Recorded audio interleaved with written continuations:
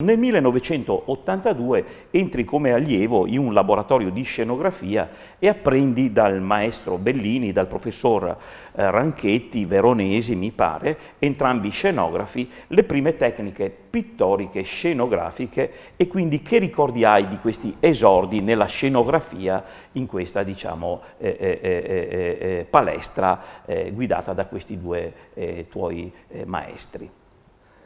Ora, sì, una domanda abbastanza tridimensionale. Successero molte cose durante la scuola, all'accademia. Nel primo anno feci l'accademia normalmente, come tutti gli allievi.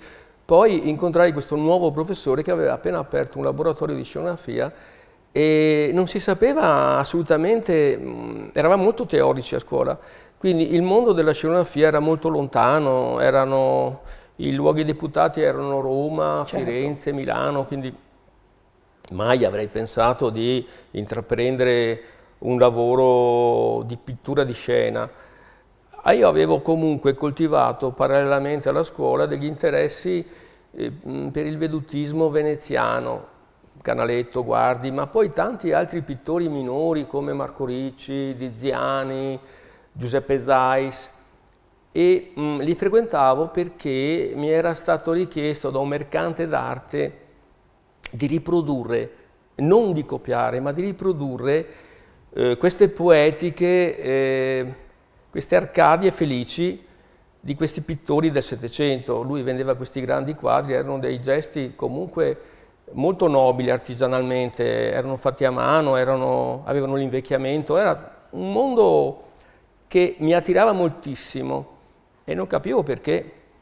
E a un certo punto cominciai a inventarli perché non erano molto contemplati nei libri di storia, quindi fotografie ce n'erano pochissime e i primi approcci furono quasi disastrosi con questo mercante perché mi disse: guarda, questi primi 3 quadri che hai fatto vanno benissimo, poi devi comunque approfondire la cosa, vatteli a vedere alle gallerie dell'Accademia, che sono così belli. E così ho cominciato ad andare nelle gallerie a frugare questi quadri e imparai questa tecnica che io non sapevo fosse scenografica, perché poi scoprì più avanti che questi pittori più o meno erano tutti degli scenografi.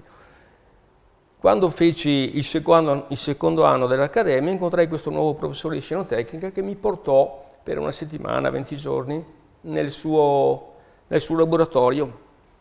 Lì rimasi veramente scioccato perché era come entrare dentro uno studio del 1800, c'erano dei profumi, degli odori antichissimi e poi di colpo vidi tanta fatica in questo lavoro. Eravamo negli anni 80 dove ormai queste cose non si pensavano che questi lavori artigianali fossero soppiantati dalla tecnologia e invece mi trovai per terra disteso queste enormi tele con questi enormi alberi, con queste colonne, con questi ruderi, con questi paesaggi, e non erano altro che le cose che io poi dipingevo in piccolo in questi quadri 1 metro per 80.